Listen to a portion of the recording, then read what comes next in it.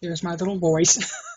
Hi, we did it. Okay. I'm Yes, so concerned about trying to get Skype to work right, and when it's like pretty confusing.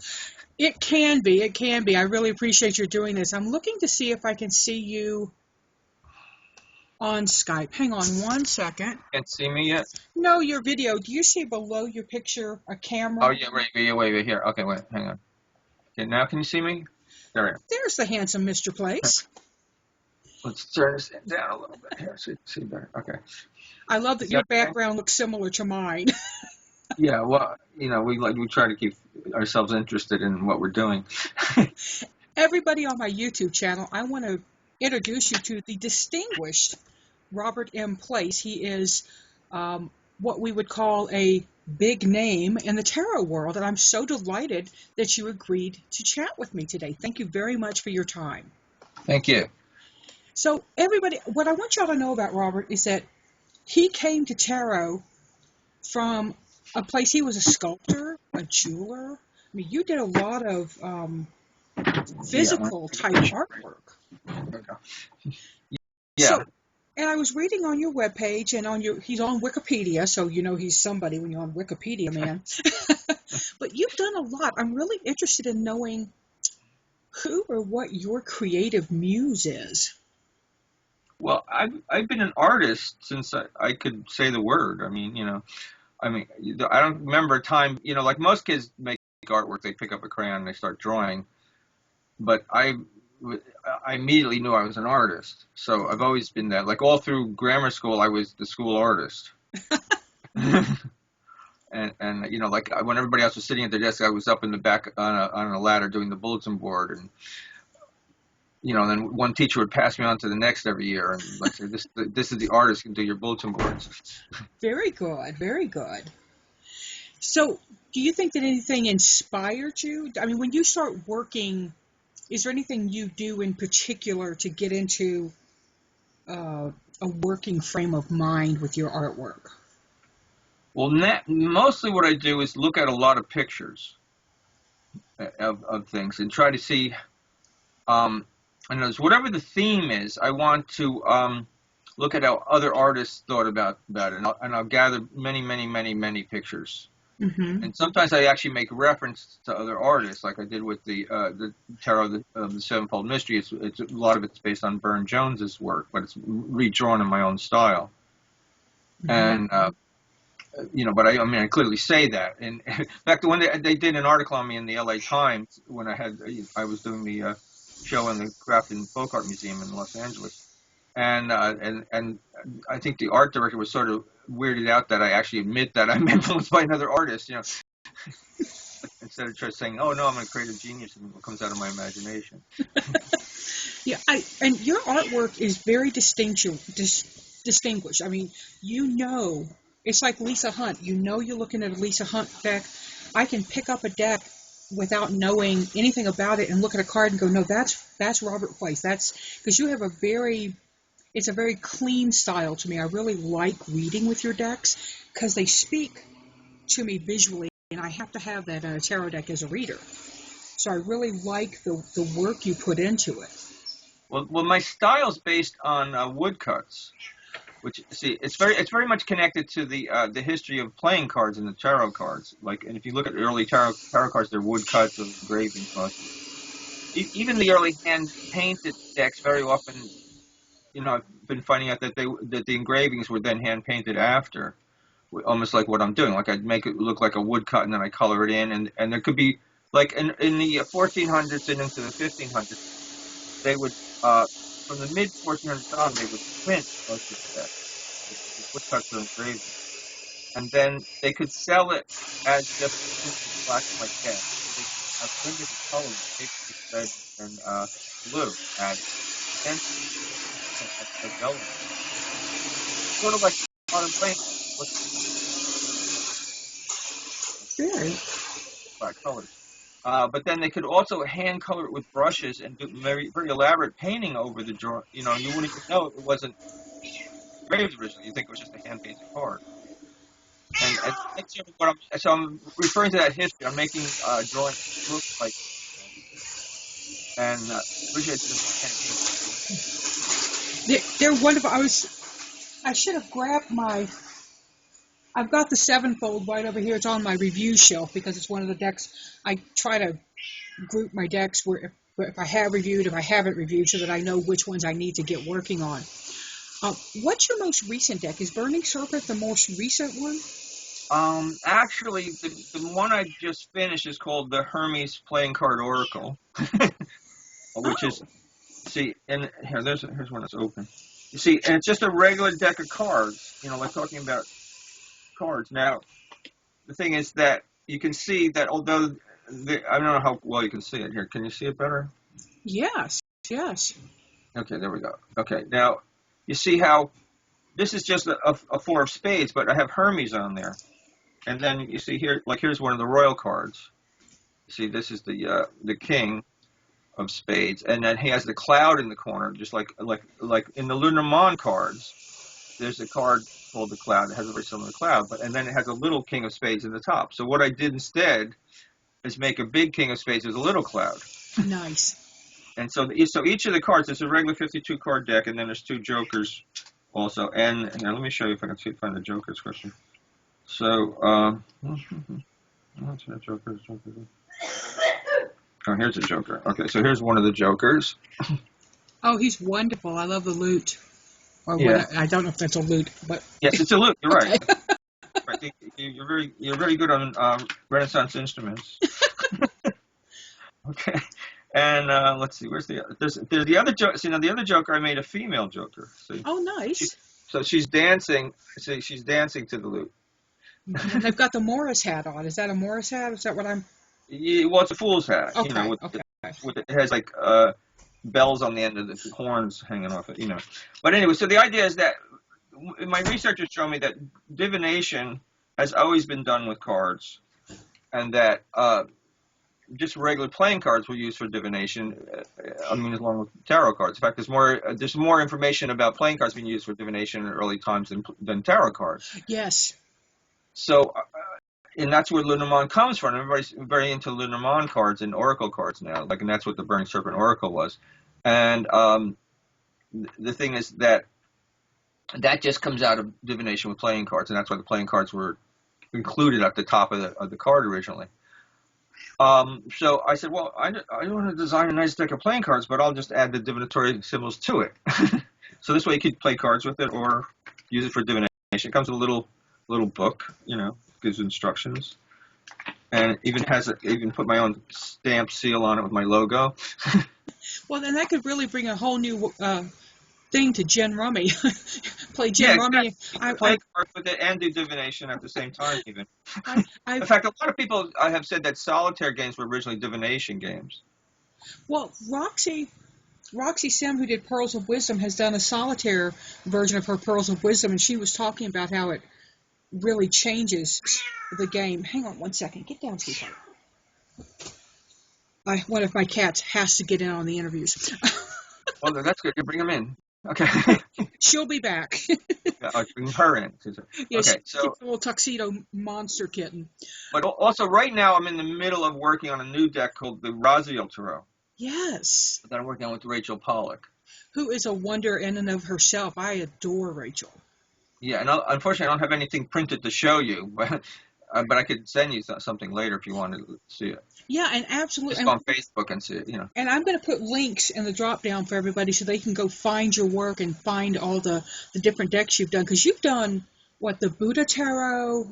You have a lot, and the Tarot of Saints. There's a very religious connection for you with a lot of your tarot decks. Is that something that just comes naturally to you? Well, the first deck I did was the Alchemical Torah, which was totally inspired by visions I had about alchemy and how it coincided with the trump cards and how the great work of alchemy was really spelled out in the trumps. And then that was published by HarperCollins, and then they asked us to see. I worked with Rosemary Ellen Guiley on the book for that original, and though we wrote the book together, and then HarperCollins asked us to do an Angels Tarot, because I don't know if you remember, but back in 1995, you couldn't go anywhere without seeing angels on something. Like, if you went through the mall, they'd be using angels to sell shoes. It'd be like, I remember there was that Calvin and Hobbes cartoon at that time, and then and Calvin was saying something about he believes in angels, and his tiger asked him, why? He goes, well, I see them everywhere. True story. Yeah, because you couldn't go anywhere. They were using angels, so popular. So we had to do an angels tarot. So then it took me a while to get another contract from a publisher. So Llewellyn picked me up to do they wanted someone to do a tarot of the saints, and I had a good proposals for them. So I did that, and then what I really wanted to do was the Buddhist tarot. So I sent them the proposal at the same time, and they agreed to publish the Buddhist. And then I did for St. Martin's Press. I did the vampire tarot. Yes, and I do have. Yeah, I've got that right there. In fact, I can almost touch it from here.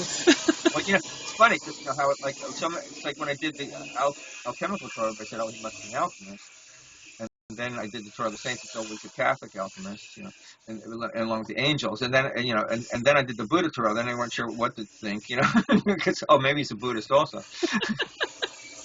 So you've got the variety of your career has been, you've got a wide spread of what people can come to you. I mean, you can pick up a Robert Place deck, and there's so many different styles of it. And I love that you did, and I'm so American, the Lenormand, but is it Lenormand?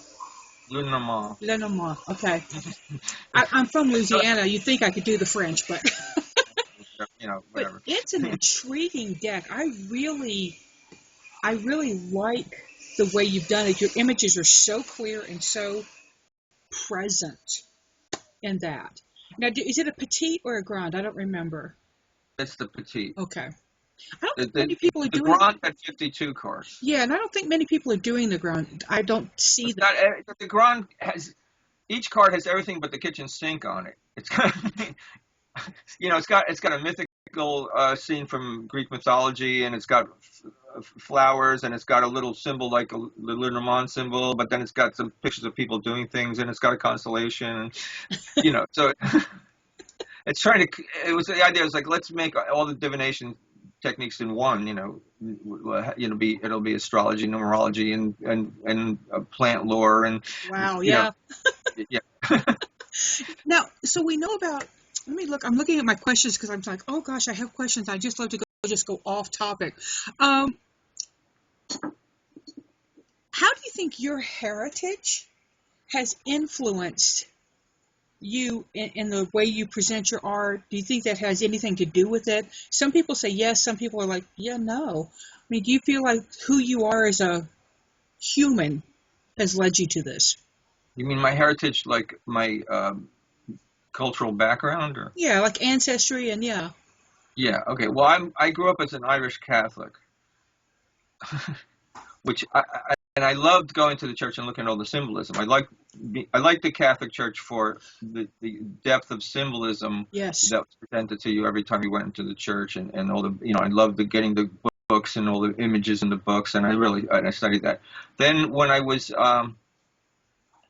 when I was in high school, I had friends who had come over here from Russia, and they spent some time in a Russian monastery up in New York State. Wow. See, I lived in New Jersey, but in Jordanville, and so I went up there in the summer, and I really loved the icons and the whole ritual, and it's sort of like I started to understand the mystical ritual of Christianity much stronger than I would, because even in the Catholic Church it was coming through, but it was sort of not as powerful as it was in the Russian Church. Mm-hmm.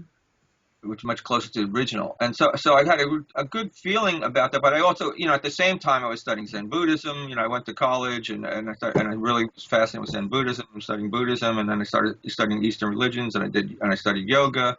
And so I just studied religions. I was always fascinated by religions, but also by seeing how, like, there's sort of these folk religions, which then people would call cults or magic, and how that they were just, they're just smaller groups of the same thing. It's like, the Catholic Church is sort of like a magical cult that somehow got to be popular, Yeah. Most of my family's Catholic, and I was raised high Episcopal, so I am all about the ritual and the Right. it just Well, with the Episcopal Church, I spend, we'd go to the Episcopal Church a lot in New York to get the animals blessed on St. Francis Assisi's feast day, and there's an Episcopal Church right here in Saugerties, and the interesting thing is that it has stained glass windows designed by Burne-Jones, and in what a fact, it was the first connection. commission he got in the United States. Huh, that's very He cool. was one of my favorite artists, so that was very important to me. Now, did you move to Saugerties because of that, or was that just No, kind I of didn't like a know when I moved bonus? there. Oh, I didn't know that was there. I realized that he was doing commissions for stained glass windows, and I said, well, gee, I'm going to look up on the internet and find out where these are. And he said, oh, look, here's the first one. It's in Saugerties, right where I'm living. So I went over to the church, and I couldn't even find the church. I'd ask people, where is this church? And it was right. It's real obvious. I could apply it all the time on the highway, but or it's the state road, not the big highway, but. So I went there and I was looking around outside, and the pastor came out and invited me in to look at the windows. And he says, why don't you come back on Sunday? But I said, well, I don't know if I really want to go to a mass, but thanks for letting me see the windows. Then I brought friends over, and we always go over and have them come in, and he'd be so happy to show off the windows. So like it kept bringing all these people in to show him the windows, and then suddenly everybody was noticing, because the windows are probably more valuable than the whole church building. Right? I mean, that's huge. Yeah, and the church just looks like this little, Protestant church with the steeple in front and, 2 columns. And Yeah. Well, that's very cool. It's almost, because I read about how tarot came to you or you came to tarot, how y'all found one another in a way. And it sounds like Burne-Jones may have done the same thing to you and said, well, yeah, so all these things, like, see, when we moved on our street, for instance, in Saugerties, they didn't have any name, right? And then they, because of the 9/11 laws, they had to give it a name right away and make sure everybody had a name. So they named it Moon Road. And everybody said, well, did you do that? And I said, no, they just named it Moon Road, But there's a really good reason, because the family that lived on the street the longest, their last name is Moon. Yep, so that works. Yeah, but you see how, like, the moon seems to follow me around. I was just going to say, yeah. Now, so what do you think, in terms of being an artist, what's the most challenging thing to you in what you do? Well, just being an artist is challenging in this culture. It's not easy to make a living as an artist. Mm. In fact, statistically, only about 5% of artists make a living. Wow. And then, of that 5%, there's like, a very small fraction that make huge amounts of money and are big superstars in the art world, Mm-hmm. which is even getting to be less and less, I think. So, it was much bigger in the 60s. But the thing is, so to make a living, you have to be very practical. And see, one of the things like I went to art school in the 1960s. Mm-hmm. And I studied art education in Montclair, New Jersey. Okay. At Montclair State. And then the thing is, at that time, everybody told me, like, look, you can't make a living as an artist. Yeah. So you have to go to school and you study education, and you can always be an art teacher, like as if that's being an artist, And so I ended up, after I came out, I was an art teacher in grammar school for years. And the thing is, everybody I know who studied art, of all the people, hardly any of them make art or make a living at art. They might just do it in the spare time, but they'll do something else. They become lawyers. They became, teachers, and might not even be teaching art because they got rid of the art curriculum or something. So all these people are fascinated by art, but then they really don't make a living. So to make a living at art, one of the things you have to do is you have to sort of unlearn some of the prejudices they taught you in college. Makes Especially sense. at that time, because the thing is, it was very geared towards fine art, and at that time, it was like abstract expressionism was the height of what art was about. And if you did figurative art, you were sort of like, oh, well, that's merely illustrative, they would say condescendingly, like, oh, how stupid of you, you drew something. Ouch. Yeah, right. And they kept making these abstract, which did so much damage to the role of art in our culture, because although a lot of people like abstract art, and there's nothing wrong with making abstract art, but the thing is, for the most part, most people don't identify with it. They don't It doesn't grab them. Mm-hmm. So you're making a gulf between the general public and then the elite, the elite who understand art, right? And then it got to be, and then the galleries take that further by then they only take, the elite of the elite, the creme de la creme of the art world, and they, filter it out for their collectors, because the collectors are very insecure and they're putting lots of money in the art, and they want to know that this is the blue chip stuff, and they're not being made fools. So that makes them devalue most artists, so that they can overvalue a few. That makes sense. Okay, so this whole art world is screwed up. And then, so what I basically had, and then, and they're all going, oh, it's merely illustrative. And the thing is, I'm an illustrator. I've always been an illustrator. And all the greatest artists in the world have been illustrators. Like the very thing that is, oh, that's merely illustrative. Well, Michelangelo was merely illustrative, in that sense, because he was illustrating something. I mean, what are you talking about? Or even at that time, they used to put down Norman Rockwell, like, oh, he's just an illustrator, right? And the thing is, he wasn't illustrating anything, because his paintings on the covers of the Saturday Evening Post didn't illustrate anything inside. They were just paintings that they put on the covers of the magazine. Wow, yeah, and he's wonderful.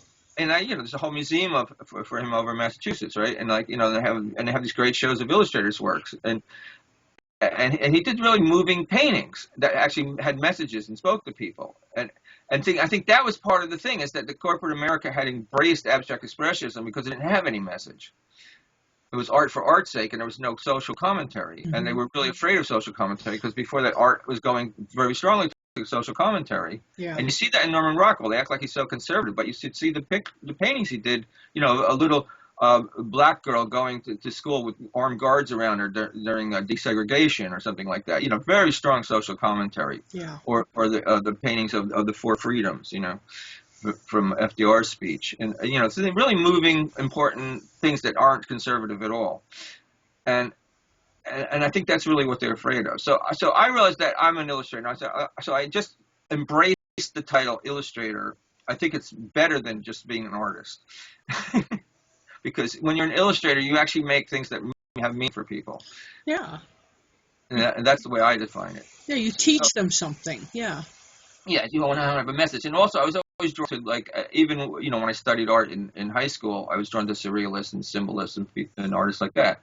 So, even in the '60s, those they act like the Pre-Raphaelites were a bunch of jerks, and that was just some Victorian bad taste, and nobody was paying attention to it. Flaming June, by Leighton. That painting where there's a woman curled up in this beautiful orange diaphanous gown in the chair, and I was just in the Frick recently. It was on loan, and anyway, that painting, when it was sold back in the '60s, it went for $6,000. It's one of the most famous paintings in the world now. Wow. Because that's how much it had devalued the Pre-Raphaelites. And right around that time, when I was in college, there was there's a big stir, because there was a big show of Aubrey Beardsley's work, and it was sort of like rediscovered, like Art Nouveau artists rediscovered, and they were a big show in New York, and I went to see, and I was so blown away by it, and I wanted to draw like that. And I kept studying Art Nouveau and Mucha and all these Art Nouveau artists, and then that started coming more to the fore. And then I discovered the Burne Jones and the Pre-Raphaelites, and when I was in Europe, like after we got married, Rosanna and I, we went to Europe, and we were in Spain and Barcelona, and there was an exhibition of symbolists, and it was like we were wandering around looking for the Picasso Museum, couldn't find it, and then we found the Museum of Modern Art, and when they had this special exhibition of symbolists, European symbolists. And we went there, and it was like I was home. It was like I found my place. It was the most moving art exhibition I'd ever seen. Wow. And it's for the rest of my life. So I realized that was what I was drawn to be, is that not only that I was supposed to express something, but that my paintings were supposed to have a strong spiritual message. And they do. I mean, your work is really, there's an intensity to it, I think, sometimes. I like to do Mary Kay Greer did on one of her books, the walk into a card and have that experience. I actually did it with one of your cards. It was the Emperor, and it was from Sevenfold. And I remember, because I normally see the Emperor, he's normally a warm and inviting figure, and your Emperor was a little off-putting. He was a little intimidating, because he wanted perfection out of me in that experience. And of course, it's my experience and my subconscious interacting, but I came out of it going, "Wow, that was intense." But so you have Yeah, a but demanding, he is armored.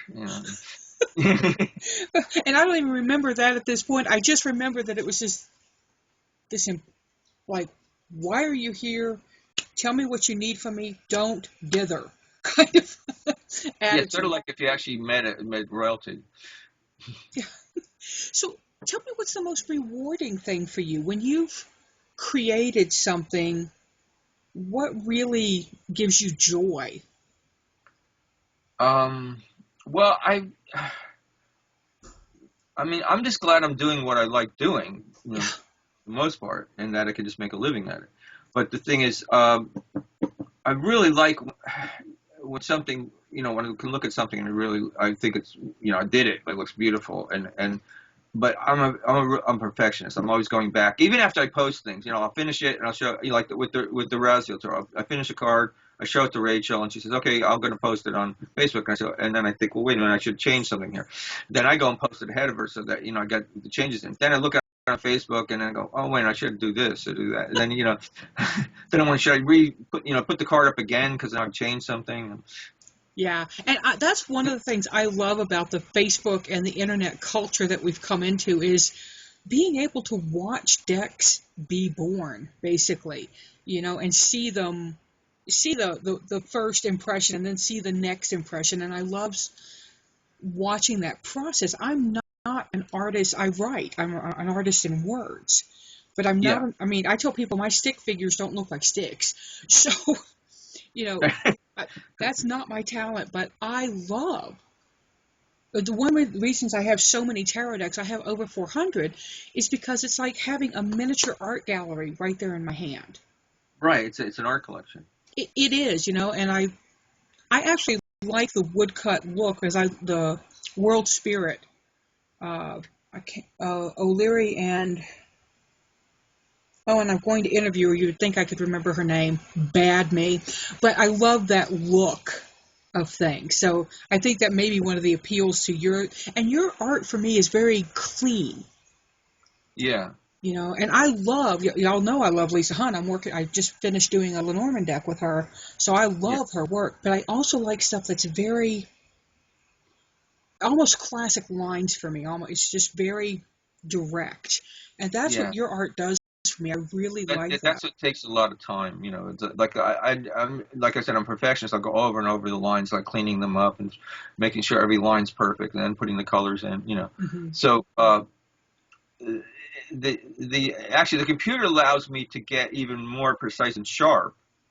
Because see, I would used to draw in pen and ink, and then and the thing is, for an illustration, it didn't really matter if you used touch-up white. So I'd be constantly going back and forth, white, black, which is, I mean, that's a lot how the pre-Raphaelites work too. So, like William Morris used to design all the woodcuts, and he'd have a bowl with black India ink and China white, and he Oh, how take cool. take a fine brush and he draw out the India ink, then take China white and fix it up, then he go back to India ink.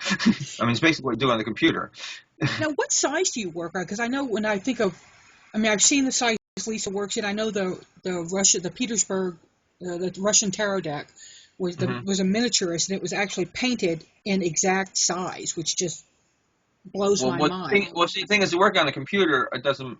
I could just blow it up to whatever size I Oh, that want, makes sense. like Yeah. magnify it. But the thing is, basically, I work in a size that will fit on an 8.5 by 11 paper, and then shrink it down to the size of the card. You don't in illustration. You tend to not want to make your original more than 3 times as big as it's going to be printed, That makes sense. because otherwise it'll have too much detail and it'll be obscured when it's shrunk.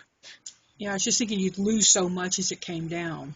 Yeah, and see, even when I did pen and ink, I would work on basically a sheet of paper and draw. And a lot of times I used to actually have a lamp with a magnifying glass in it, so I could get in. Which it's all the same stuff I do in the computer. I mean, the computer, I go, oh well, I use a computer, but it's just, I'm drawing like with the pen.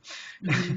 So you And have a tablet that you draw on that works on your I computer? just use the mouse mostly, but I have a tablet also, but I mostly use the mouse. Cool. And but I'm using the pen tool on the thing, and then like if you wanted to say you want to make something bisymmetrical, so what you would do, you draw half of it, pen, doodle and pen, then put tracing paper over it, and then you trace it, and then flip the tracing paper over and transfer it to the other side, then pen that side. Now, like you do on the computer, you draw half of it, you copy it and paste it on the other side, right? I mean, you just do the same thing faster. Yeah. I mean, same techniques. All the techniques in like Photoshop are based on what artists would do in the first place. And I used to use Photoshop back when it was cheap. Actually, and something PSP, Paint Shop Pro, I think it was called. Yeah. There's a lot of different ones. Yeah. I used to. That's when I fancied myself an artist, and I would do that. But now I just do that. The Zentangle, where you just do it's a doodle, and you do the same shape over and over, and I can do that, and I'm happy with that. Now I want to wrap up because I really appreciate your time. Now I know time's valuable, particularly when you're out there getting your decks produced. What is your piece of advice for somebody that wants to do what you're doing? Somebody says, hey, I want to create a tarot deck or create something. What would be the first thing you tell anybody that said, hey, I want to do what you do? Okay, first of all, the tarot deck is a work of art. So the thing is, if you want to create a deck, do the best artwork you can do, because people respond. They respond to good artwork. That was a problem they had back in the 90s, where the publishers were publishing almost anything, whether it had good artwork or not, and then they were wondering why it wasn't selling. And then they stopped. Then it got more expensive to produce, and they stopped producing tarot decks, and that's why I didn't get a publisher for about 5 years, because they had a glut. So first thing is do the best art you can, or else work with an artist if you can. Right? Okay. Now the next thing is, if you want, like, it's really important to get published. Even though I have my own publishing company now and publish myself, but I can do that because I have a reputation. Yes. Okay, so if you want to publish, the best thing is to get published by a publishing company that will promote you and distribute you, and develop a reputation. And then once you have a reputation, you have something to sell, and maybe you want to go off on your own. Yes. So it's not like, so it's like, okay, so a lot of people can go off on their own now, but the thing is you have to develop an audience. Now maybe there's other ways to develop an audience. Maybe you don't need to do it through the publisher, but you have to think in those terms. You have to think of developing your audience and your reputation. I like that. I like that very much. And Robert, thank you so much. Everyone, again, this was Robert M. Place, author. Also, there's some books out there. One of the things I was told when I first started studying tarot, right? There were a couple of books I had to get. Your name came up. So you mean the Tarot History, Symbolism, and Divination, which book list, the publication of the American Library Association, said may be the best book ever written about the tarot. That's never a slouch, but I had to look for it. When I told me, when did that book come out? Because I started studying in the early... Around 2000, I think, or something. Yeah, and I started studying in the 80s. And so it was after 2000. It was like 2005. I forget. Yeah, I'd gone on a hiatus of buying tarot books at that point because I had so many, and I was a little overwhelmed at that point. But when it came out, it made quite a fuss. So in a good way, in a very good way. And it's a book I'll link for people down in the drop down as well, because I want y'all to be able to take advantage of this man's intellect. Yes. And look at the artwork. He even did his own cover. Yeah, and that helped because the publisher paid me more for that. That's always good. It was in libraries all over the country because once the American Library Association said it was really a good thing, but the copyright is 2005. Okay, that's good. Yeah. So I guess right the second time. But it's definitely a book that I think a serious tarot student, and I'm still a student, I will never stop being a student of tarot, that you need to get that book. Even if you just pick it up, and this is one thing I'm so guilty of, I get a book and I just flip it open to see what's the most important thing that book's going to tell me today. So I do bibliomancy without even thinking about it. I'm just like, whoa. Right. Yeah. And it's a wonderful book for that. You can actually deepen your knowledge of tarot because of what you do with symbolism. It just anchors people deeper into a tarot deck. So you think so people should just get it for bibliology? Well, no, I think they should get it for the actual information in there. I just use books in a weird way. I'll do that with a fiction book because I Okay. write fiction, and so You I'll know, just people pick used to up do that whatever with the fiction I'm reading and pop into it. we used to do that with the Bible. Yeah, absolutely. Like St. Francis even did that. So okay, so if I did some bibliomancy right now, okay, I just came up with the Seven of Cups. Look, I can just go to a card. The Seven of Cups with it shows all different choices, trying to make the most meaningful choice. Okay, well that's interesting Yeah, because I think the most meaningful choice. So the thing is, also what I was after when I got involved in Tarot is I wanted to understand the Tarot as the artist, understanding that artists created the Tarot in the Renaissance, like all my historic studies into history showed me that it was developed in the 1400s in Renaissance Italy, and it was created by artists. Now, so most people are saying, oh, well, who were the Kabbalists and the magicians who made it, all these things? But they were artists. They were, and the artists in Renaissance were very mystically oriented. yes. So they weren't any slouches because they were artists, And so I want to know what those artists were saying from the beginning, and that was the crux of my research, and I found all this connection to ancient mysticism, Neoplatonism, and there's all these things that are like an important golden thread of mysticism running through our culture, that the Tarot is like carrying on like a conversation through the ages. So if you understand a Tarot deck that way, it's a conversation with mystics through all the centuries. Wow, I love that, a conversation with mystics, and that just kind of nails it. And that's what I got from looking at the Seven of Cups. So. Robert, thank you so much for joining me. I really appreciate your time, and I hope to see you sometime. I don't go to tarot conferences. I'm going to my very first one in Portland this year. So, okay. I'll be at the Reader's Studio in New York if you ever get to that. That's on my radar because I really want to go up there and do that. I hear such great things about it. So, but it's on my list. So hopefully we'll meet in person one day. And I wish you all the joy in the world. Oh, thank you. Thank you, and everybody, thank you for joining my channel. And seek joy, y'all. Bye. Bye.